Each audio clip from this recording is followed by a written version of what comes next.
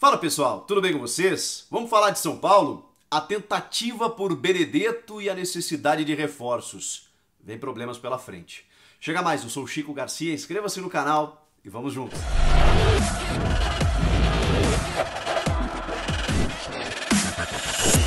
De ontem para hoje, muita gente começou a me perguntar aqui no canal, seja lá na comunidade, nos comentários e também na live que a gente fez na quinta-feira, sobre a possibilidade de Dario Benedetto, argentino, ex-Boca Juniors, vestir a camisa do tricolor paulista. Isso foi especulado, aventado pela imprensa, pelas redes sociais, porque ele não está sendo aproveitado lá no Olympique de Marseille, onde está Jorge Sampaoli, chegou lá e...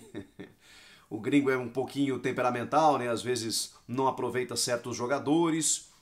O Benedetto estaria incomodado, estaria tentando, sei lá, alguma outra possibilidade, mesmo tendo contrato até junho de 2023. Mas, por outro lado, a imprensa argentina, mesmo a imprensa que teria especulado isso, colocou dizendo que dificilmente ele sairia da Europa nesse momento, até por ter mercado. Ele tem 30 anos, mas é um cara que... ficou muito conhecido especialmente, né, por ter eliminado o Palmeiras em 2018, fazendo 3 gols naquelas 2 semifinais. Realmente é um centroavante de muita força física, de muita qualidade. Ela tem elogiado o jogador. Só que o César Luiz Merlo, que é um jornalista argentino, ele postou o seguinte, diz que as duas coisas são verdades. A sondagem do São Paulo que é uma tentativa, né? Aquela sondagem inicial que vocês sabem para monitorar o jogador, para saber qual a real possibilidade dele deixar, quanto ganharia, aquela coisa toda. Tanto isso é verdade quanto a negativa dele em jogar envolvido num negócio com Sebastián Villa do próprio Boca Juniors, que é um jogador de interesse do Sampaoli, se ele fosse envolvido nesse negócio. Mas a ideia dele é permanecer por lá. Então, essa história ela começou e já morreu. Obviamente que o futebol é dinâmico, a gente sabe, pode ser que a gente tenha desdobramentos ali na frente, mas eu acho muito difícil, até pelo que ele ganha. O salário dele é avaliado em cerca de 260 mil euros por mês. Isso dá uma média na nossa moeda e isso é um grande prejuízo que a gente tem para fazer negociações, especialmente com estrangeiros, na casa de 1,5 milhão de reais. Mas ele vale isso? Pô, a gente paga quase 2 milhões para o Daniel, paga 700, 800 mil para jogador que não dá resposta e tudo mais. Eu sei que o futebol tem outra realidade, mas a gente também está vivendo uma outra realidade. E o São Paulo também, exatamente por esses investimentos que fez recentemente, né, jogadores que ganham altíssimos salários. O Hernanes ainda ganha um alto salário no São Paulo quando retornou, o próprio Daniel. Outros jogadores que foram contratados aí ganham altíssimos salários. Então a folha de pagamento do São Paulo é muito alta e a gente vem de um ano pandêmico, está entrando em outro ano pandêmico, sem receita de torcida. Então realmente é muito difícil de você hoje, nesse momento, contratar um jogador desse nível, desse quilate. Por isso a negativa do dirigente. Se caso o cara se adequar ao salário e tal, aí é outra conversa. Aí a gente volta a atualizar aqui os valores. Agora, tem uma coisa. Vocês viram aí, o São Paulo enfrentou uma maratona de jogos e seguirá nessa maratona. Aliás, essa maratona não vai parar para os clubes que disputarem títulos. Penso eu ser o caso do São Paulo em 2021. O São Paulo lesionou o Daniel Alves, o Luciano e o Éder. 3 jogadores hoje fundamentais nesse esquema do Hernan Crespo.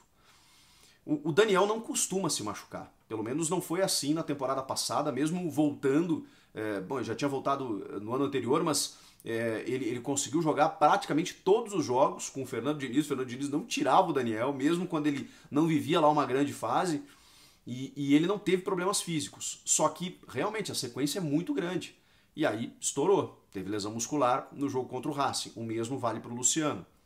E o Éder, que é um jogador que está voltando depois de muito tempo, né, Europa, China e tudo mais, é um cara que está encontrando dificuldades físicas e já não é mais garoto, tem 34 anos. E uma pena, porque ele chegou muito bem. O problema dele não foi adaptação técnica ao time, tática, muito pelo contrário. Ele encontrou os espaços e estava sendo muito importante. A gente até especulava aqui que ele fosse ser titular em algum momento. Tava caindo de madura essa situação. Só que com esses problemas físicos a gente já pode chegar a uma conclusão. O São Paulo vai precisar de elenco. E o São Paulo, eu acho que precisa entender o momento que está vivendo. Não é mais apenas aquela necessidade de títulos por conta do jejum. Não é simplesmente, vamos tentar ser competitivos em alguma competição que a gente vai disputar. Não. O São Paulo se tornou candidato aos títulos que vai disputar. Eu não vou nem dizer favorito, porque realmente tem mais de 2 ou 3 favoritos aí.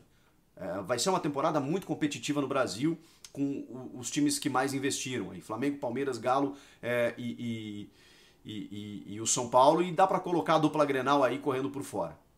Mas esses times aí, vejam só, já coloquei 6 aí na parada. São muitos times concorrendo, só que o São Paulo precisa de títulos e mais, o São Paulo pode ganhá-los. O São Paulo está nos mostrando que ele pode encerrar essa fila de títulos nesse ano, nessa temporada. E aí o dirigente vai ter que ser um pouquinho mais ousado. Se não quiser gastar 1,5 milhão pelo Benedetto, ou por qualquer outro atleta, tudo bem, eu entendo, mas vai precisar um pouquinho mais de estofo. Acho que o São Paulo contratou super bem, foi o time que melhor contratou, na minha opinião, com o Benítez, o próprio Éder, o Miranda, então, que nem se discute. Já tinha uma base interessante com os meninos de Cotia, com os jogadores experientes do elenco, o Dani Alves, o Reinaldo, o Volpi, jogadores que foram mantidos e tal, tá tudo certo. Mas o ataque do São Paulo precisa de uma atenção especial. Primeiro porque o Pablo é um jogador inconstante, também por lesões e também porque não consegue ter uma regularidade. Eu sou admirador do futebol dele desde a época do Atlético, acho que o São Paulo fez certo em contratá-lo, acho que ele é importante em alguns jogos decisivos, faz gols em clássicos e tudo mais, mas ele precisa ser mais regular ainda. O Luciano, que é um cara extremamente importante desde quando chegou, também às vezes tem uma dificuldade de sequência. E aí, claro, você tem Rojas, que provavelmente vai renovar, que tem contrato só até o final do Paulista, mas acho que vai ficar, tem o Galeano, tem outros moleques ali na frente que podem ser aproveitados. E aí tem o Éder, que chegou, mas tá com essa dificuldade. Eu acho que o São Paulo vai precisar ter mais alguém ali na frente, pelo que vem pela frente. Essa semana aí, tudo bem que já tá, pelo menos, né?